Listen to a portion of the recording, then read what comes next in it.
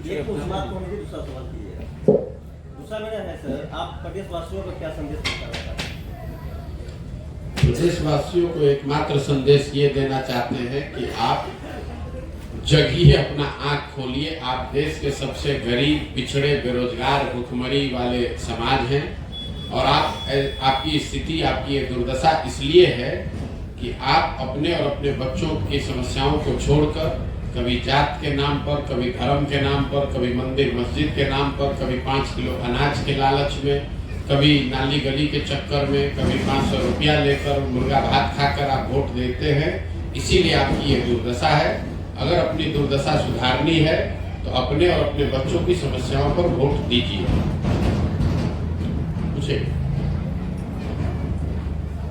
पूछिए कुछ। जी, पूछ रहे थे कल DMCH में जल संसाधन मंत्री संजय झा का कार्यक्रम हुआ था, जिसके बाद एक वीडियो वायरल हुआ जहां DMCH के कई कर्मी, डॉक्टर वगैरह शराबबंदी के बाद भी नशापान करते, दारू पीते वीडियो वायरल हुआ। उस पर सर क्या है? मेरे भाई, वीडियो वायरल DMCH में हुआ, उसका कोई बहुत महत्व नहीं है। शराबबंदी बिहार में कहीं लागू नहीं है, ये तो सबको मालूम है। नीतीश कुमार को छोड़कर बिहार में रहने वाला हर व्यक्ति जानता है कि बिहार में शराबबंदी लागू नहीं है। शराबबंदी के नाम पर बिहार में शराब की दुकान बंद है। होम डिलीवरी तो हर जगह हो ही रहा है और न इसका कोई वैधानिक आधार है, न नैतिक आधार है, न जमीन पर ये लागू हो रहा है। बिहार सरकार की गलती की वजह से बिहार के लोगों का शराबबंदी के नाम पर हर साल इस राज्य का 15 से 20 हजार करोड़ रुपए का नुकसान हो रहा है। और ये पैसा यहाँ का जो शराब माफिया है या जो यहाँ पर सरकारी भ्रष्ट अफसर है, पुलिस प्रशासन, वो शराब माफिया के जरिए वो पैसा कमा रहा है। तो लोगों का नुकसान हो रहा है। शराबबंदी कहीं लागू है नहीं और जितने माफिया भ्रष्ट अधिकारी हैं इससे पैसा कमा रहे हैं। लेकिन नीतीश कुमार की हठधर्मिता है कि नहीं, शराबबंदी लागू रहेगा पेपर पर। वही परिणाम है जो आप DMCH का एक वीडियो दिखा रहे हैं। ये तो गांव जितने लोग यहाँ बैठे हैं सबसे पूछिएगा, लोग बताएगा कि ना भैया घरे घर शराब बिक रहा है। इसमें नई बात क्या है?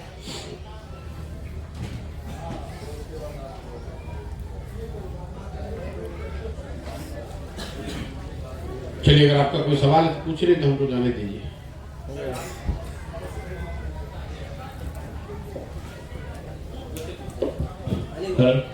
बोलिए ना भाई, बोलिए, आवाज आ रही है, बोलिए। सर, आप राजनीति के शीर्ष पायदान वाले लोगों के साथ रहे हैं। राजनीति में बहुत सारे लोगों, मतलब अनुभवी लोगों जो आज सत्ता संभाले हुए हैं, सत्ताधारी लोगों के साथ भी बैठे थे। तो राजनीति में परिवर्तन का जो आप ये पदयात्रा कर रहे हैं, तो उसमें आपका जो पहले का राजनीति का अनुभव है वो कैसे? नहीं, पहले का अनुभव ये रहा है कि राजनीति में सिर्फ चुनाव जीतने हारने से आप समाज को नहीं बदल सकते। चुनाव कोई जीते कोई हारे, जब तक समाज के स्तर पर परिवर्तन नहीं होगा, समाज के स्तर पर लोगों की चेतना समझ नहीं बेहतर होगी, तब तक दलों के जीतने और हारने से आमूल चूल परिवर्तन की आशा रखना बेकार है। हमने 10 अलग अलग राज्यों में चुनाव जीते हैं, सरकारें बनवाई हैं, लेकिन इसका मतलब ये नहीं कि वहां सुधार हो जाएगा। जब यहाँ कांग्रेस की, यूपीए की दिल्ली में सरकार थी तो भी बिहार में इतनी ही गरीबी, इतना ही बेरोजगारी, इतना ही पलायन था। आज मोदी जी का दिल्ली में सरकार है तो भी बिहार में उतनी ही गरीबी, उतना ही भ्रष्टाचार, उतना ही पलायन है। जब 15 वर्ष लालू जी यहाँ शासन में थे तो भी बिहार में वही हालत था। अभी 17 वर्ष 18 वर्ष से नीतीश कुमार है तो कमोवेश स्थिति वही बनी हुई है।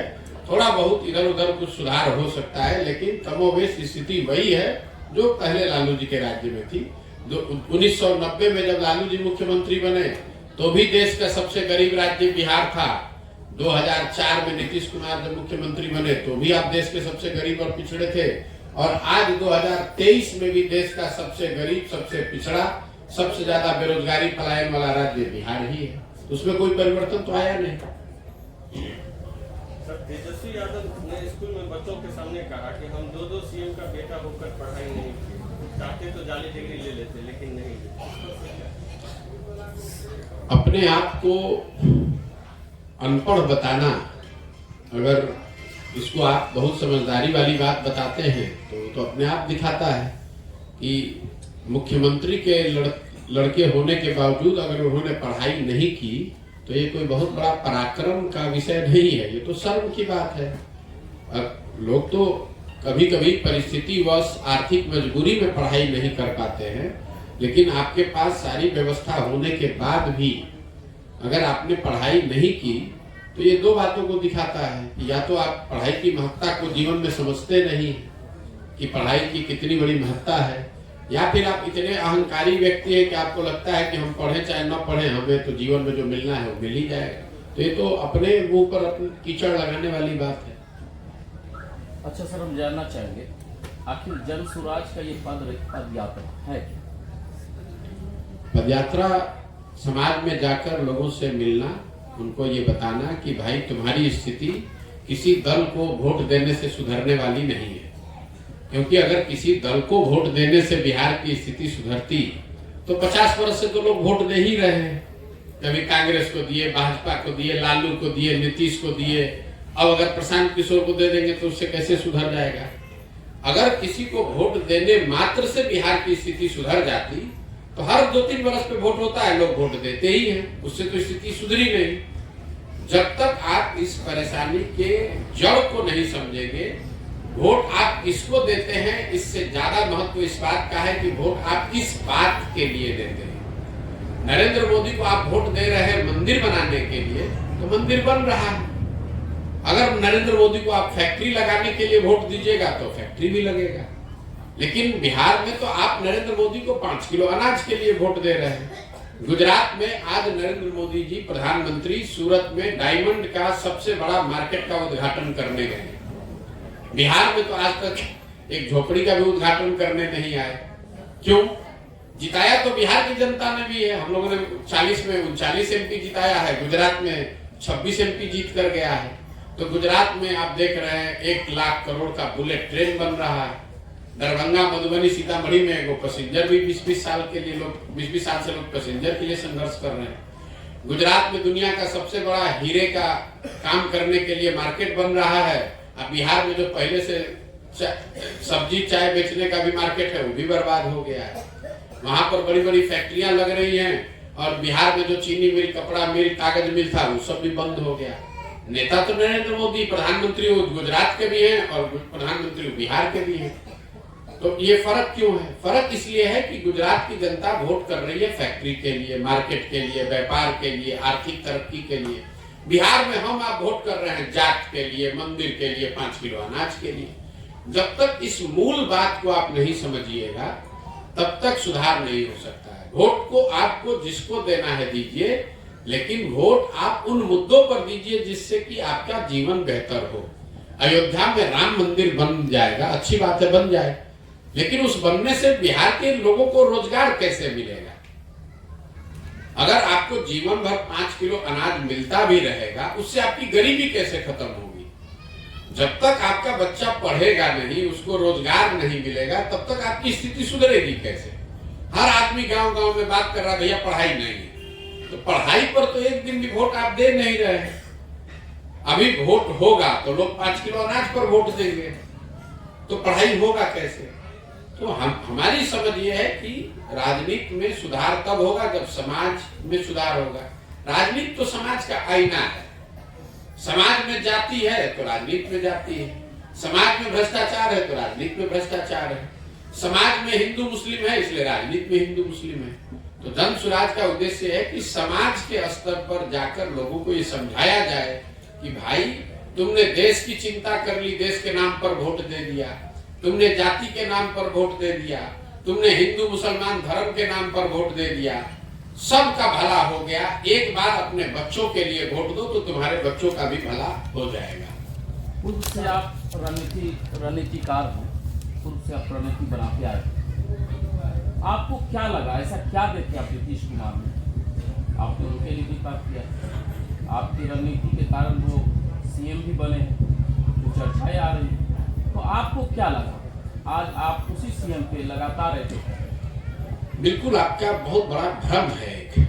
नीतीश कुमार की मदद मैंने की 2014-15 में। 2014-15 के नीतीश कुमार और 2022-23 के नीतीश कुमार में जमीन आसमान का फर्क है।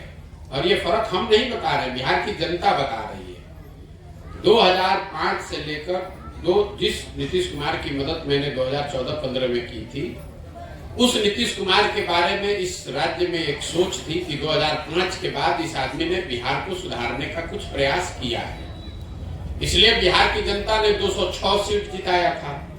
आज नीतीश कुमार को उसी बिहार की जनता ने सिर्फ 42 सीट जिताया है। क्यों? क्योंकि उनका काम खराब हो गया। जिस नीतीश कुमार की मदद की गई थी, वो नीतीश कुमार वो व्यक्ति थे जो वाजपेयी जी के प्रधानमंत्री रहते हुए रेल मंत्री थे और रेल की एक दुर्घटना हो गई गैसल असम में, तो नीतीश कुमार ने अपने पद से इस्तीफा दे दिया कि भाई 200 से ज्यादा लोगों की मृत्यु हो गई, हम पद पे कैसे रहेंगे। आज जिस नीतीश कुमार का विरोध हो रहा है वो नीतीश कुमार है जो कोरोना में हजारों लोगों की मृत्यु हो गई, लाखों बच्चे रोड पर मारे मारे फिर रहे थे, नीतीश कुमार अपने बंगले से नहीं निकले। शराब पीने से किसी की मौत होती है तो पेट जेब में हाथ डाल के हंसते कहते हैं जो पिएगा वो मरेगा। उस नीतीश कुमार की मदद की गई थी 14-15 में, जो चुनाव नहीं हारे थे 2014 में, उनका दल हारा था, उनके एमपी की संख्या, सांसदों की संख्या घटकर 2 हो गई थी। उन्होंने पद से इस्तीफा दे दिया कि भाई अब तो हम मोरल राइट हमको नहीं है। आज जिस नीतीश कुमार का विरोध हो रहा है वो नीतीश कुमार है जो चुनाव हार गया है। 243 के विधानसभा में आप 42 विधायक हैं तो हार गए चुनाव, लेकिन कोई न कोई पिछला दरवाजा से जोड़ तोड़ लगाकर, कभी लालटेन पकड़कर, कभी कमल पकड़कर आप कुर्सी पर चिपके हुए हैं। और जो सबसे बड़ी बात है, आप समझिए, लोकतंत्र में 5 वर्ष का पर चुनाव क्यों होता है? लोकतंत्र में 5 वर्ष पर चुनाव क्यों होता है? 10 वर्ष पर भी होता तो अच्छा था। भाई आप एक बार चुन ही दिए, 10 वर्ष तक उसको चलाने दीजिए। ये 5 वर्ष का नियम इसलिए बनाया गया है कि जिस दल पर, जिस नेता पर, जिस विचारधारा पर भी आपका भरोसा हो, उस भरोसे के आधार पर आप उस दल की, उस नेता की, उस विचारधारा की मदद कीजिए, वोट दीजिए, उसको चुनाव जिताइए। लेकिन ये वोट, ये भरोसा 5 वर्ष के लिए है, जीवन भर की बंधुआ मजदूरी नहीं है। वही लोकतंत्र, वही संविधान हम लोग को बताता है कि अगर वो नेता, अगर वो दल, अगर वो विचारधारा आपके आशा के अनुरूप उसने काम नहीं किया, तो नागरिक होने के नाते आपकी ये जिम्मेवारी है कि जितने मजबूती से आपने उसको वोट देकर जिताया था, उतनी ही मजबूती से उसका विरोध करके उसको हराइए भी। अगर ऐसा नहीं होता तो फिर चुनाव की जरूरत ही क्या है? एक बार नरेंद्र मोदी को आपने वोट दे दिया, वो बन गए प्रधानमंत्री, जीवन भर उन्हीं को बने रहने दीजिए। अब अगर आप नरेंद्र मोदी जी काम न करें, उनको वोट न देके आप किसी दूसरे को दीजिएगा तो लोग कहेगा कि वोट काहे बदल रहे हैं, पहले तो आप मोदी जी को दिए थे। अरे भाई, चुनाव होता ही इसलिए है कि आप 5 वर्ष के काम के आकलन के आधार पर निर्णय लें।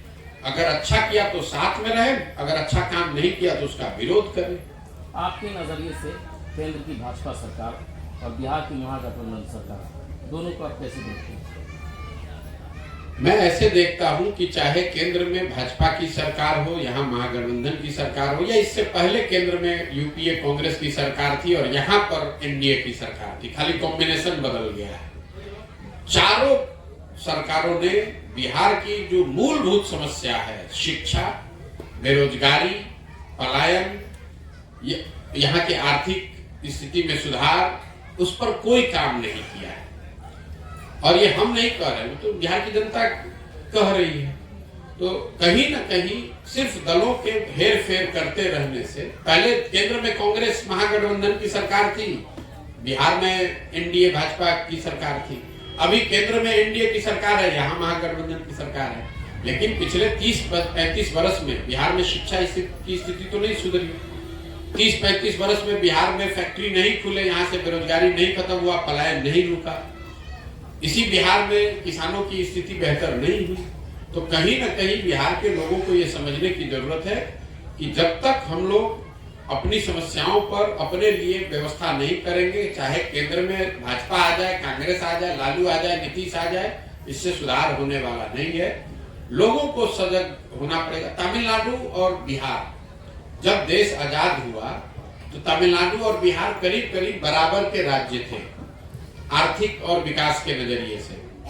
आज तमिलनाडु देश का दूसरा सबसे अच्छा राज्य है और बिहार 28वें नंबर पर है। तमिलनाडु में तो भाजपा की सरकार नहीं है, तमिलनाडु को तो मोदी जी ने नहीं बनाया है। पिछले 40-45 वर्ष से वहां कांग्रेस का भी शासन नहीं है। तमिलनाडु के लोगों ने अपनी व्यवस्था अपने से बनाई है, किसी भाजपा और कांग्रेस ने नहीं बनाया है। वो संसद में अभी सुरक्षा को लेकर हुई चूक पे आपका सामान्य बात है। वहां पे जो घटना हुई है उसकी जो लोग हैं वो जांच कर रहे हैं। ये इस तरह की जो है हमें लगातार लापरवाही आ रही है, तभी उसमें आता। देखिए, मैं इस तरह की बातों पर टीका टिप्पणी नहीं करता हूं जो मेरा अपना विषय नहीं है। केरल में क्या हुआ, सुरक्षा की दृष्टि सुनिए, ऐसा है वहां पर सारे देश के सांसद बैठे हुए हैं, देश की सरकार, पूरी देश की मीडिया उसको देख रही है। अगर गलती हुई है तो उस पर लोग पकड़े जा रहे हैं, उस पर जो कार्रवाई है वो की जाएगी। उस पर हम यहाँ से बैठकर क्या टीका टिप्पणी करेंगे। घटना नहीं होनी चाहिए, अगर हुई है तो उस पर कार्रवाई हो रही है, कार्रवाई का रिपोर्ट हम आने दीजिए। हम उन नेताओं में से नहीं है कि यहाँ बैठे हुए हैं दरभंगा में और मैक्सिको के बारे में टिप्पणी कर रहे हैं। हम दरभंगा में आए हैं, हम बिहार में हैं, हम बिहार के विषयों से अपना सरोकार रखना चाहते हैं। बाकी देश दुनिया में जो हो रहा है ठीक है, सुन रहे हैं, समझ रहे हैं। हर चीज पर हम टीका टिप्पणी करें ये जरूरी नहीं है। हमारा जो अभी फोकस है, हमारी जो प्राथमिकता है वो बिहार के लोग, बिहार की समस्या, इससे कैसे लोगों को निकाला जाए, कैसे लोगों को इसमें जोड़ा जाए। मेरी प्राथमिकता ये है। केरल में क्या हो रहा है, उड़ीसा में क्या हो रहा है, फिलिस्तीन में क्या हो रहा है, वो सब विषय है, महत्वपूर्ण हो सकता है, लेकिन मेरे नजरिए से सबसे महत्वपूर्ण यह है कि बिहार में स्थिति को कैसे सुधारा जाए। और मैंने अपने जीवन के कुछ वर्ष इस बात के लिए निकाले कि मुझे जो भगवान ने शक्ति, बुद्धि, साधन, व्यवस्था दिया है वो सब लगाकर हम बिहार में लोगों की स्थिति को बेहतर करें, उनकी मदद करें, उस पर ही हम अपना फोकस रखना चाहते हैं। आपको नहीं लग रहा बिहार बदल रहा है? अभी बीपीएससी का एग्जाम हुआ, उसमें बहुत सारे जो है शिक्षक बने हैं, उसके बाद क्या बदल रहा है उसमें? बिहार बिजनेस कनेक्ट 2023, जिसमें विदेश के भी निवेशक आए हैं। अच्छा, आपको नहीं लग रहा बिहार आपको अगर बदलता बात दिख रहा है तो आंकड़ों में दिखेगा कितने शिक्षकों की बहाली होगी। बिहार में 10 लाख शिक्षक होने चाहिए, 1,25,000 शिक्षकों की सरकार ने बीपीएससी के माध्यम से बहाली की घोषणा की है। उसमें 1,25,000 में से आधा से ज्यादा शिक्षक वही है जो पहले से सरकारी शिक्षक था, वो नियोजित था, अब राजकर्मी हो गया है। तो पहले तो ये भ्रम झूठा मत फैलाइए कि 1,25,000 लोगों को नई नौकरी मिली। जो बाकी आधे बच गए उसमें से भी ज्यादातर लोग डोमिसाइल नीति के वजह से बिहार के बाहर के लोग हैं। और मान लीजिए कि ये शिक्षक बहाल हो भी गए तो उससे क्या आपके गांव में, यहाँ पर आपके प्रखंड में कोई विद्यालय में पढ़ाई की स्थिति सुधर गई है? वो बता दीजिए। तो अगर आपको बिहार में स्थिति बदलती दिख रही है तो कम से कम 15 महीना से हमको तो नहीं दिख रही। हम भी गांव-गांव जा रहे हैं, हमको तो लोग नहीं बता रहे कि भैया पिछले 2 साल में बड़ा अच्छा हो गया, बिहार में सड़क बन गई, कि उद्योग लग गया, कि फैक्ट्री लग गया, कि बाहर गए हुए लड़के वापस आ गए, कि यहाँ पढ़ाई सुधर गया। हमको नहीं दिख रहा है। अगर आपको दिख रहा है तो बताइए। हम तो घूम ही रहे रोज गाँव-गाँव, हमको तो अभी तक किसी ने नहीं बताया कि भैया बिहार में बहुत अच्छा काम हो रहा है, बहुत बढ़िया सुधार होने लगा। हमें नहीं दिख रहा, आपको दिख रहा है तो आप बताएं। ठीक है भैया, बहुत बहुत धन्यवाद। तेजस्वी यादव का दावा है कि अब बिहार में 50 करोड़ का इन्वेस्टमेंट यहाँ होगा और आप कहते हैं कि बिहार में रोजगार नहीं है। मेरे भाई, पहले तो नंबर 50 करोड़ का है कि 50,000 करोड़? 50,000 करोड़। तो ये तेजस्वी यादव के जीवन में शायद पहली बार इस तरह का कोई एक सम्मेलन हुआ है। आपकी जानकारी के लिए बता दूं कि बिहार देश के ज्यादातर राज्यों में इस तरह के सम्मेलन होते हैं और उत्तर प्रदेश में, गुजरात में, कर्नाटक में जब इस तरह का सम्मेलन होता है तो 50,000 करोड़ नहीं, ये जो MOU जिसको कहते हैं, ये कोई इन्वेस्टमेंट नहीं है, ये इंटेंट है। ये लोग घोषित करते हैं 30 लाख करोड़, 40 लाख करोड़, 50 लाख करोड़ और उसके बदले इन्वेस्टमेंट होता है 2,000 करोड़। तो वहाँ कौन देश का बड़ा उद्योगपति उसमें आया था, जरा ये बता दीजिए।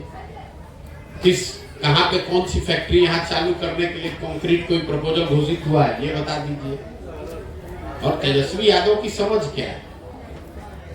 तेजस्वी यादव की जितनी समझ है उतना ही तो बोलेंगे। बिजनेस समिट के एमओयू का कोई वैल्यू नहीं है, ये नॉन बाइंडिंग एग्रीमेंट है।